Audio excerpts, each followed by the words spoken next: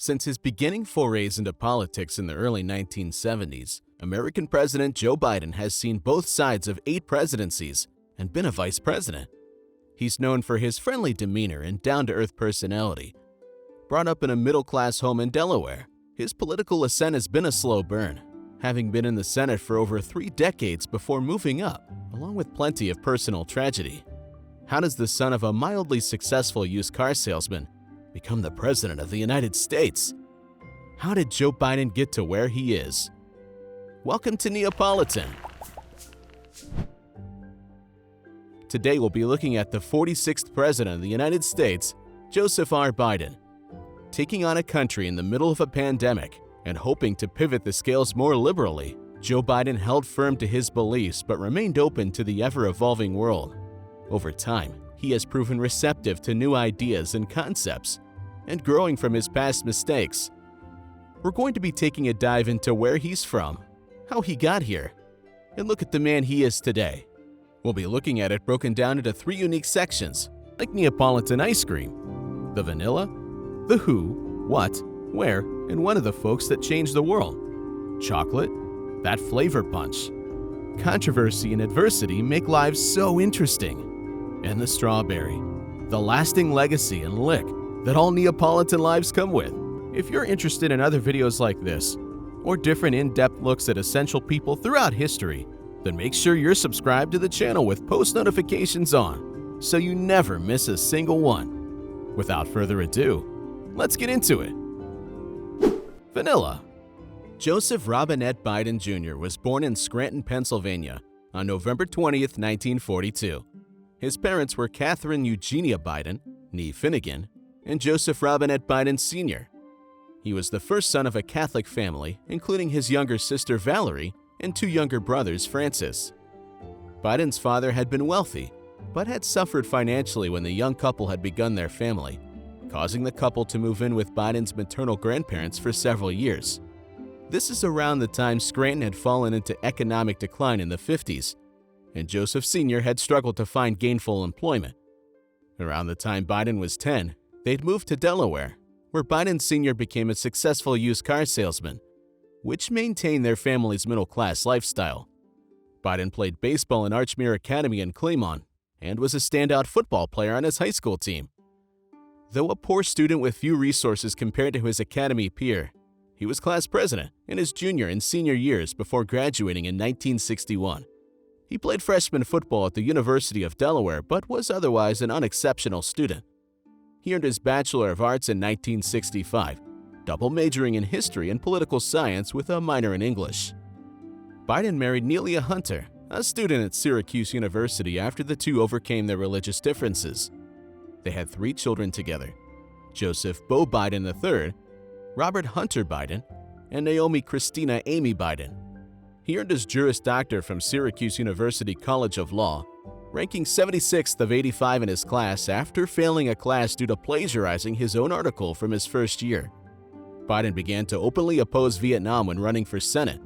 He obtained 5 draft deferments while in college and law school before 1968, undergoing physical examination that would result in a conditional medical deferment, later explained by a childhood of asthma. By 1969, Biden was practicing law as a public defender, then at a law firm headed by a locally active Democrat. He named him the Democratic Forum, a group trying to reform and revitalize the state party.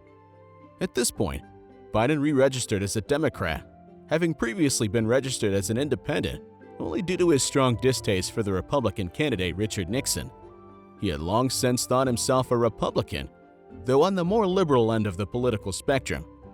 He and another attorney formed a law firm at the time, but corporate law never appealed to him, while criminal law didn't pay well, so he supplemented his income by managing properties. Biden ran in 1970 for the 4th seat on the Newcastle County Council on a platform of supporting public housing. The seat had been held by a Republican prior, but Biden won the general election and took office on January 5, 1971. In 1972, Biden defeated the incumbent, Republican J. Caleb Boggs, becoming the junior UA senator from Delaware, the only Democrat willing to challenge him. He was given almost no chance at winning. With low campaign funds and little support, his campaign was staffed by friends and family, relying heavily on face-to-face and hand-distributing pamphlets. His platform focused on the environment, mass transit, Vietnam withdrawal, civil rights, healthcare, equitable taxation, and public dissatisfaction with general politics. His energy, young family, and ability to connect with voters' emotions worked to his advantage, helping him to win 50.5% of the vote. He was just 29 at the time, reaching the constitutionally required age of 30 right before being sworn in.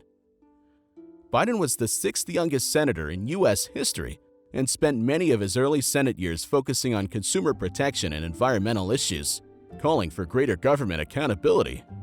He would describe himself as liberal on civil rights and liberties, but conservative on other issues, like abortion and military conscription. His first decade focused on arms control, eventually helping the 1994 Violent Crime Control and Law Enforcement Act, including a ban on assault weapons before helping pass the Violence Against Women Act, which he's since said was his most significant legislation. The 1994 crime law was vastly unpopular, particularly among progressives, and resulted in criticisms as it resulted in mass incarceration, in large part due to the focus on its policy on crack cocaine. Biden continued from there. He was re-elected to the Senate in 1978, 1984, 1990, 1996, 2002, and 2008. Throughout his political career, he ran for president in 1988. He was considered a strong candidate due to his moderate image, speaking ability, and high profile as the chair of the Senate Judiciary Committee and his general appeal to baby boomers. However, due to several inconsistencies about his early life coming to light, Biden ultimately withdrew his candidacy, claiming it was overrun by the shadow of his past mistakes. Several presidential cycles came and passed, and Biden explored the possibility of a run across them. But in 2007, Biden declared his candidacy for the 2008 elections. He focused his attention on the Iraq War, his record as chairman on Central Senate committees, and foreign policy experiences. Biden had difficulty raising funds through his campaign, struggled to draw people to his rallies, and failed to gain traction against such high-profile candidates as Barack Obama and Hillary Clinton. He withdrew from the race after placing fifth in the Iowa caucuses. Despite his lack of success, Biden's campaign raised his political stature and changed the nature of his relationship with Barack Obama.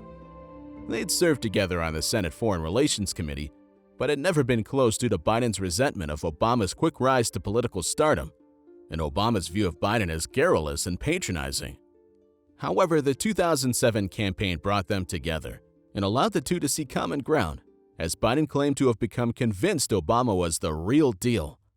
Obama and Biden together were elected with 53% of the popular vote and 365 electoral votes to the McCain-Palin 173.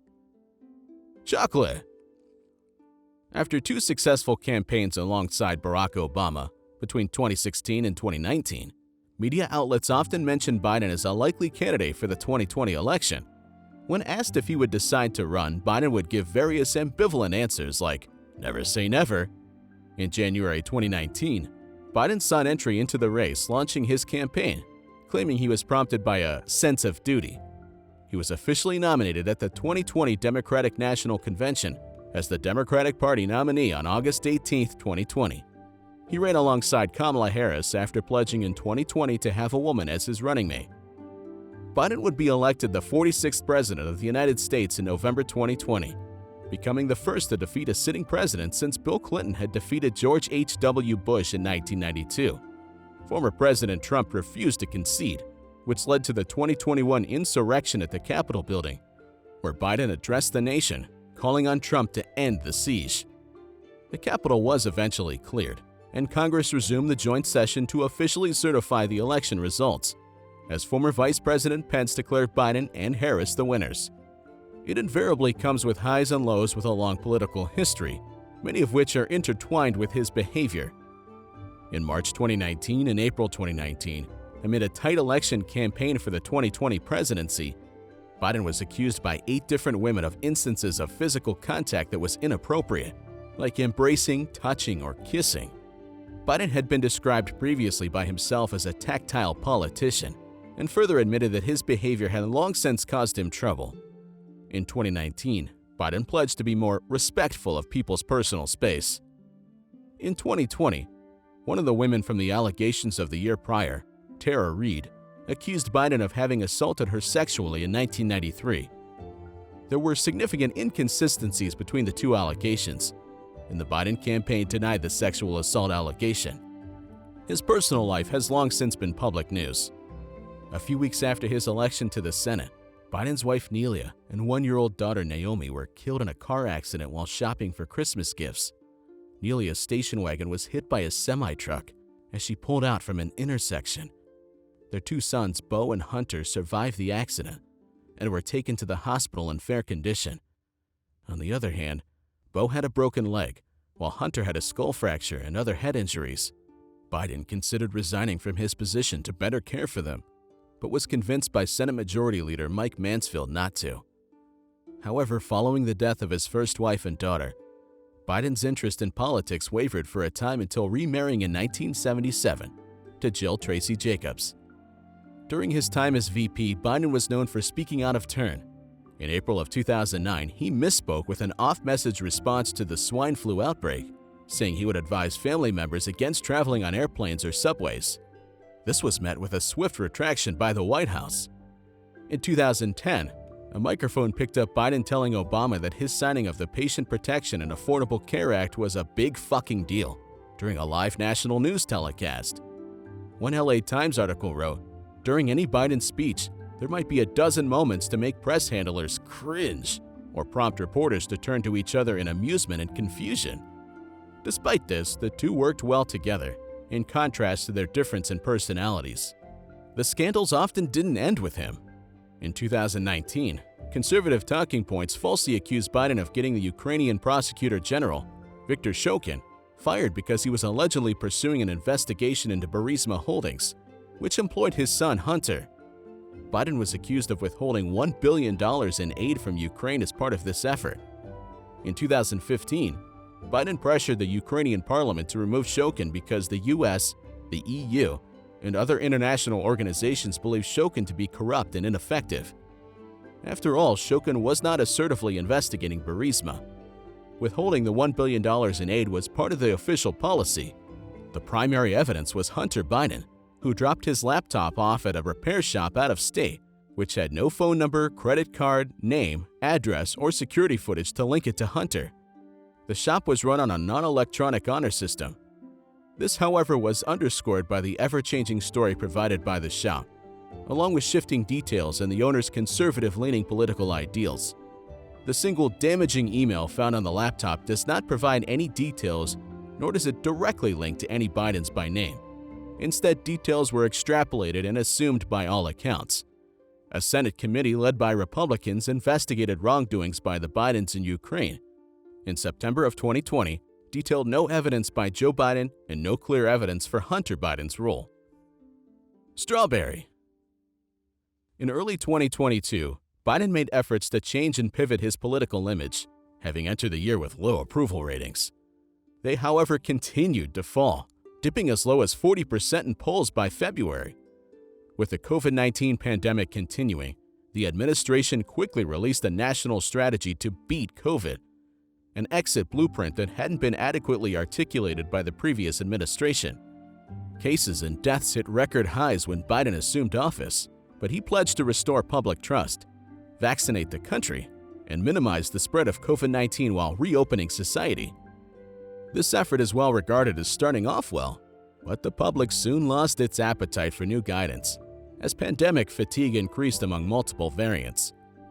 In February 2022, following the warnings of several weeks that an attack was imminent, Biden led the strong U.S. response to the Russian invasion of Ukraine and imposed severe sanctions on Russia, authorizing $1 billion in weapons shipments to Ukraine.